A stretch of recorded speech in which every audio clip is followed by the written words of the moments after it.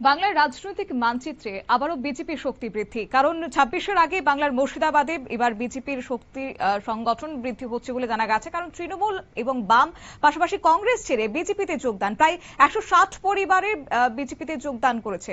কি রয়েছে তাতে শুনুন। শুধুমাত্র যারা পদাধিকারী আছে তাদেরকে আমরা এখানে আপনার নাম পড়ে শোনাব। এর বাইরে যত সংখ্যা আছে আমি কোনো অনুমান ভিত্তিক সংখ্যা আমি আপনাকে বলতেই চাই।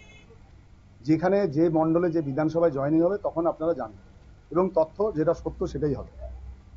এবার যেটা বলি যে টিএমসি কিছুদিন থেকে এসআইআর নিয়ে যেটা করছে, যে মানুষকে যে ভয় দেখাচ্ছে এসআইআর নিয়ে, আজকে টিএমসিকে এটা আমরা দেখালাম যে এসআইআর নিয়ে সংখ্যালঘুদেরকে যে ভয় দেখানোর যে চেষ্টা, সেইটা আজকে সংখ্যালঘুরা জয়েন করছে। ওরাই বলবে যে আজকে এসআইআর নিয়ে আপনাদের যা কিছু প্রশ্ন করার বলার আছে ওদেরকে জিজ্ঞেস করুন, ওরা বলবে।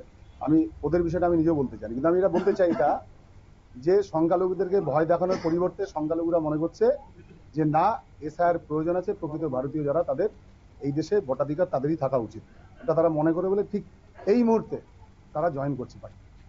আর আপনারা খেয়াল করছেন আজকে যারা জয়েন করছে শুধুমাত্র টিএমসি থেকে এসছে এরকম নয়, যেমন যে টিএমসি থেকে তারা জয়েন করতে এসছে, সিপিএম থেকে, কংগ্রেস থেকে, আরএসপি থেকে, সমস্ত দল থেকে আমাদের পার্টিতে আজকে জয়েনিং হচ্ছে।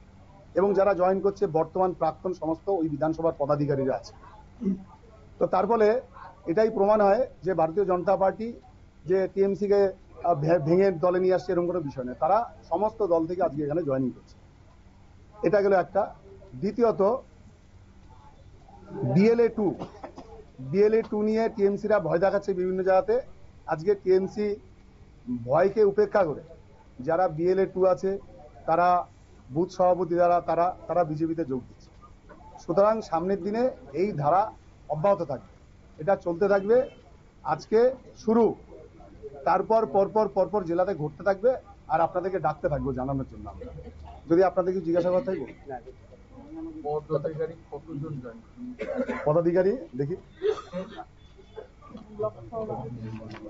পদাধিকারী আমি এই লিস্টে পড়ে শোনালাম 19 জন,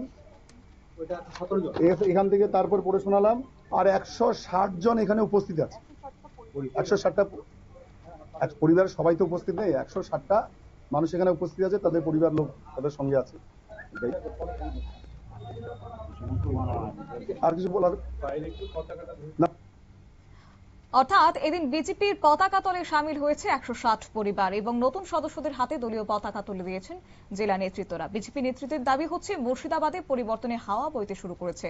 আগামী নির্বাচনে এই জেলার বহু আসনে গেরুয়া পতাকা উঠবে। তবে রাজনৈতিক বিশ্লেষকদের মতে নির্বাচন ঘনিয়ে আসতেই মুর্শিদাবাদে রাজনৈতিক মেরুকরণ একটা বিজেপির কার্যত তীব্র হচ্ছে বলে দাবি এবার রাজনৈতিক বিশ্লেষকদের। নিয়ে নিচ্ছে ছোট্ট একটি বিজ্ঞাপন বিরতির সঙ্গে থাকুন।